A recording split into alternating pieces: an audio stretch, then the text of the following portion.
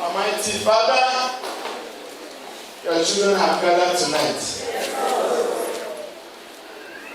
Father, as we lift up our hands before your holy throne, we beg you to consecrate us to your name in Jesus' name.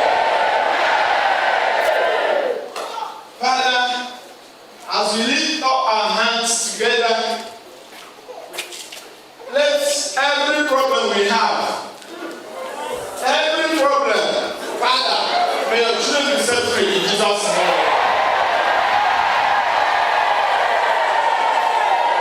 As we lift up our hands, Father, may this hand be the hand of victory in Jesus' name.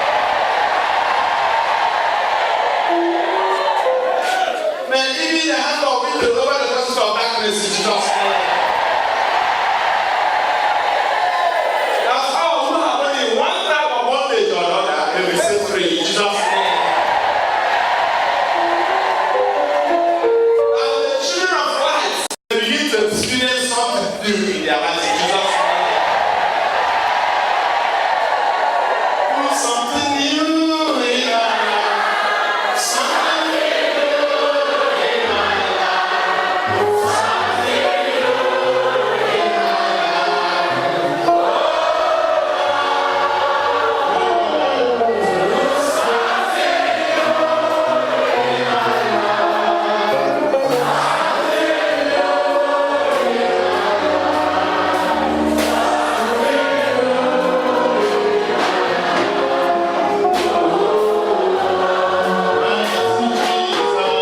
Children free from their various bondages in Jesus' name. May you do something new in our lives in Jesus' name.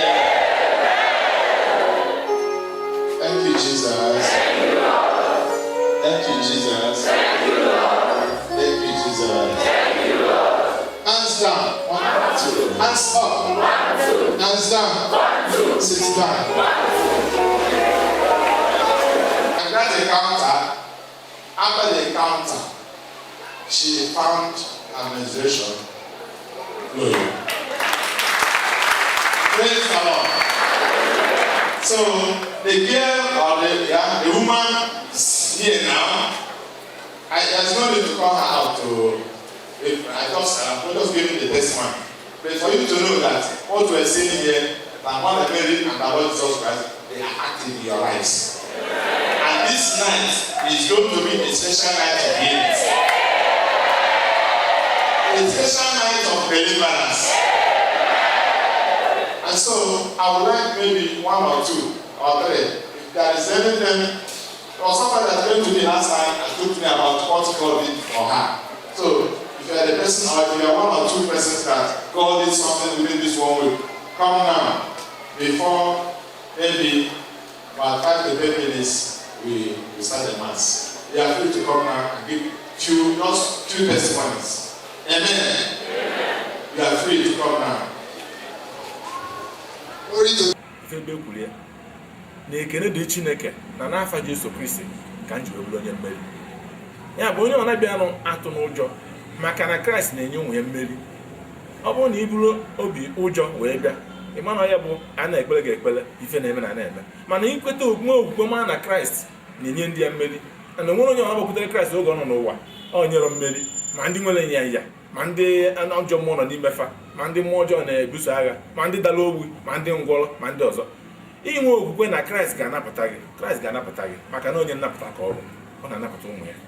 Ya bụ ndị na-atụ ụjọ dị etu, ana m asị ha ụjọ atụzina gị. Bịa na ya minista, anyị na-enyere ndị mmadụ aka.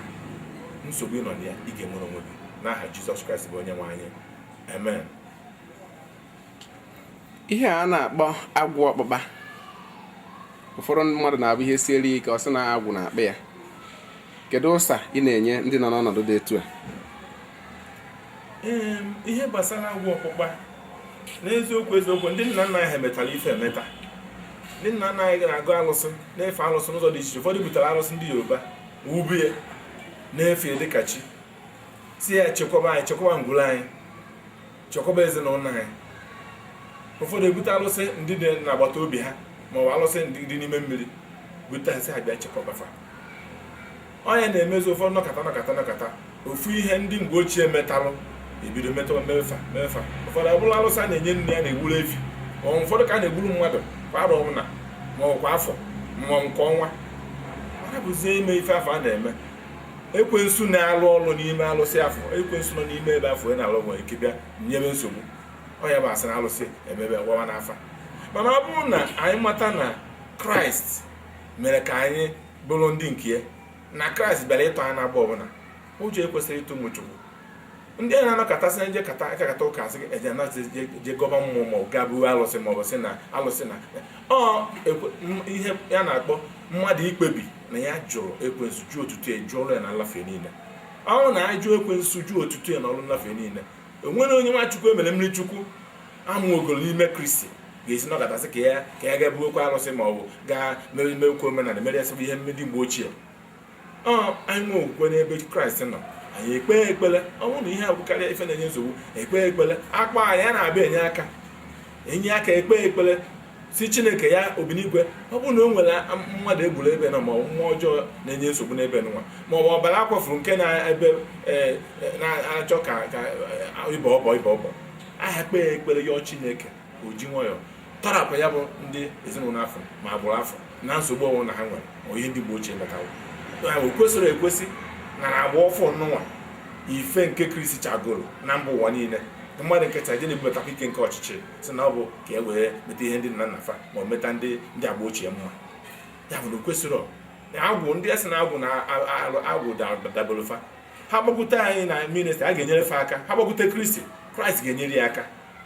Isi na ya bụ agwụ nọ ya pụta maka na onye ọ bụla Kraịst kụrụ mba ekwensu nwere ike ọ na ebe onye afọ. Ya bụ ị na-agwa anyị na ọ bụrụ na akpọ gị na ị ga-eso onye ahụ jerukwuo obi ya nye aka. A na-enye aka dị etu afọ, onye a na-enye aka ọbụla. Ọ bụrụ onye chọrọ ka enyere fa aka na ezinụlọ fa kpee ekpere ka ihe ọbụla na-enye ha nsogbu ka ọ kwụsị, anyị na-enye aka dị etu a n'afa Kraịst ka anyị jikwa na arụ ya bụ ọrụ. Na ọ bụrụ n'afa mmadụ ma ọ na ike nke aka m, enwere ike ọbụla m nwere onye ike niile dị n'aka ya bụ Kraịst afọ. Enwee ndị mmadụ kwesịrị ịdị na-abịa ministrị mgbe a na-ekwu ji enwe ya ministrị Wednesday ọbụla na Isu Ọfịa, then Friday ọbụla na Ifite Ọka.